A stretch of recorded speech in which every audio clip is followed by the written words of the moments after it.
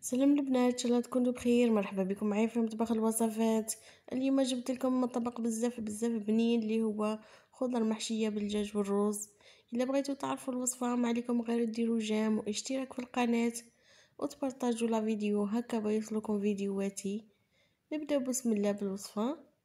عندي حبات بطاطا وحبات كاكورجات، قشرتهم ونقيتهم مليح وخويتهم بالداخل، وندير لهم شويه تاع ملح هكا ما يجوني صامتين.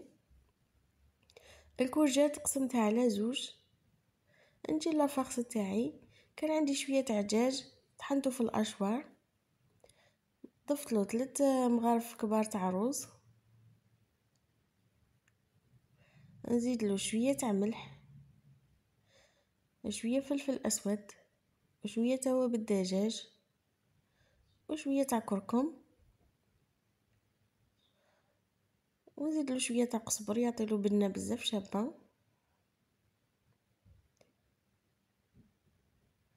ونجيب سنه تاع توم كبيره نرابيها.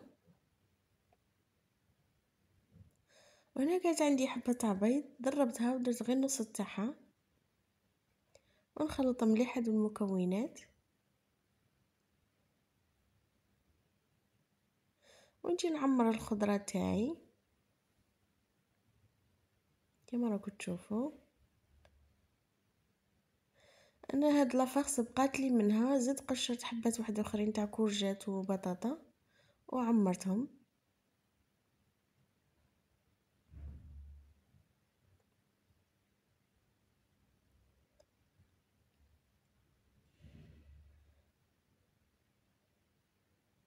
هنا نجي المرقه تاعي، عندي حبه بصل كبيره مرابيه وسنينه تاع توم، ندير لهم 3 مغارف تاع الزيت يتقلاو مليح، ندير لهم طماطم تاع الحبه وشويه تاع القوط، نزيد لهم شويه تاع ملح، شويه فلفل اسود، شويه توابل الدجاج وشويه تاع كركم وشويه فلفل احمر، ونقلو مليح بعد تجينا المرقه بنينه، ونزيد لها شويه تاع حمص ونمرق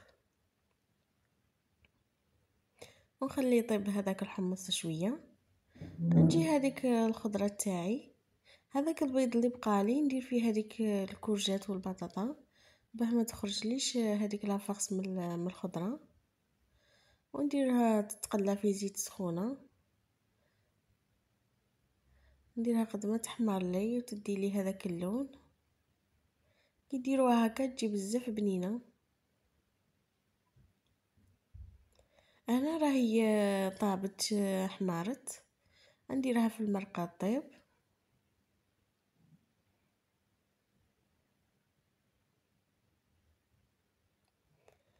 ستفتها كاع ودرتها في المرقه.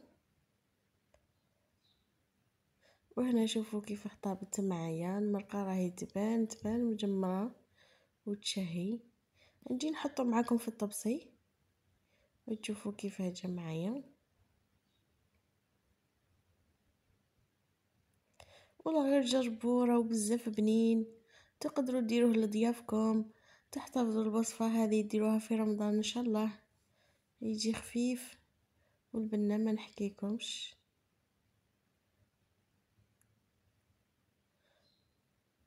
والطبق تاعي راهو واجد، شوفوا كيف راهو يشهي.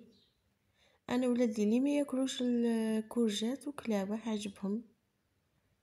ونقسم معاكم دركا كيف جا. شوفوا هذيك لافاغس كي درتها في البيض طيبتها في المرقه وما نحاتش من بلاصتها. الوصفه راهي ناجحه وكاع الوصفات اللي عطيتهم لكم صادقين والحمد لله. جربوهم ما راحش تندموا. سلام.